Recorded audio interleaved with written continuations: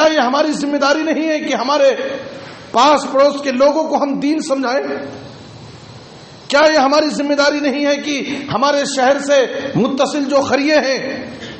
چھوٹے چھوٹے گاؤں ہیں، ہم وہاں پہنچیں اور ان کو کتاب و سنت کی دعوت دیں اور ان کو ان کے دین پر باقی رکھیں؟ ان کے دین کا عالم یہ ہے کہ جو مسلمان ہیں بھی وہ نام کے مسلمان،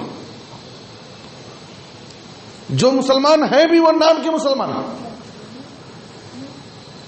ان کے پاس نماز روزے کی کوئی پابندی نہیں، اللہ کا ڈر نہیں، یہاں تک کہ نام کے مسلمان ہیں اور غیروں کے سارے کام کرتے ہیں، غیروں کی عیدوں میں شریک ہوتے ہیں، ان کی عیدوں میں مبارکبادیاں دیتے ہیں، باقاعدہ بڑھ چڑھ کر کے حصہ لیتے ہیں، لیکن نام کے عبداللہ اور عبد الرحمن ہیں۔ میرے بزرگ اور دوستو، ہماری بہت بڑی ذمہ داری ہے، بہت بڑی ذمہ داری ہے، امر بالمعروف اور نہی عن المنکر، یہ بہت بڑا فریضہ ہے۔ اور یاد رکھیے، سماج اور معاشرے میں اگر اس ذمہ داری کو ہم انجام نہیں دیں گے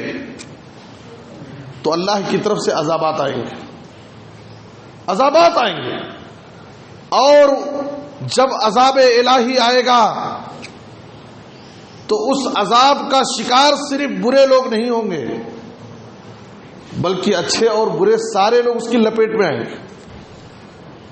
سارے لوگ اس کی لپیٹ میں آئیں گے۔ سورہ انفال کی آیت نمبر 25 میں اللہ تعالیٰ نے کہا وَاتَّقُوا فِتْنَةً لَا تُصِيبَنَّ الَّذِينَ ظَلَمُوا مِنْكُمْ خَاصَّةً، ڈرو اس عذاب سے جو عذاب خاص ظالموں، سرکشوں، نافرمانوں ہی پر نہیں آئے گا، عمومی عذابات آئیں گے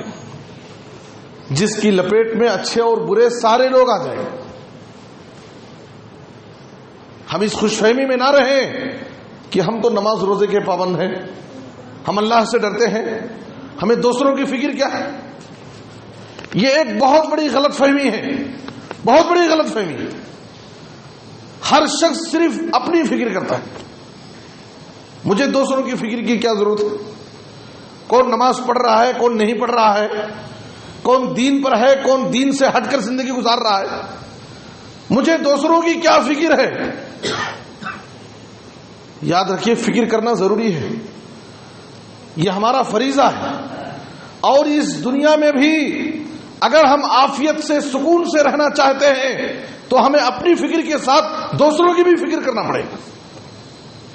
تب ہم سکون سے محفوظ رہ پائیں گے،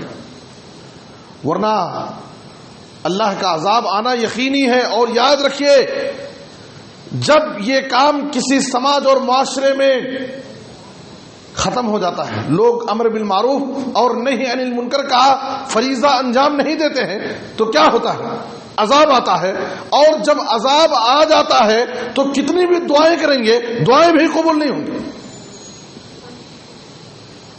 کتنی بھی دعائیں ہوں گی، دعائیں اللہ قبول نہیں کرے گا۔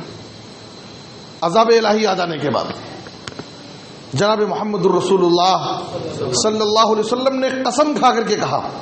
والذی نفسی بیدہ، والذی نفسی بیدہ لتأمرن بالمعروف وَلَتَنْهَوْنَ عَنِ الْمُنْكَرِ، قسم ہے اس ذات کی جس کے ہاتھ میں میری جان ہے، تم ضرور لوگوں کو بھلائی کی طرف بلاؤ، نیکی کی دعوت دو، برائی سے روکو۔ اگر یہ کام نہیں کرو گے تو کیا ہوگا؟ أَوْ لَيُوشِكَنَّ اللَّهُ أَن يَبْعَثَ عَلَيْكُمْ عِقَابًا مِّنْهُ، ورنہ اللہ رب العالمین تمہارے اوپر اپنی طرف سے عذاب بھیجے گا۔ عذاب آنے کے بعد ثم تدعونہ، پھر تم اللہ سے دعائیں کرو گے اس عذاب سے بچنے کے لیے،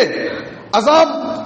سے نجات پانے کے لیے۔ ثم تدعونہ فلا يستجیب لکم، تو اللہ تعالیٰ تمہاری دعاؤں کو قبول نہیں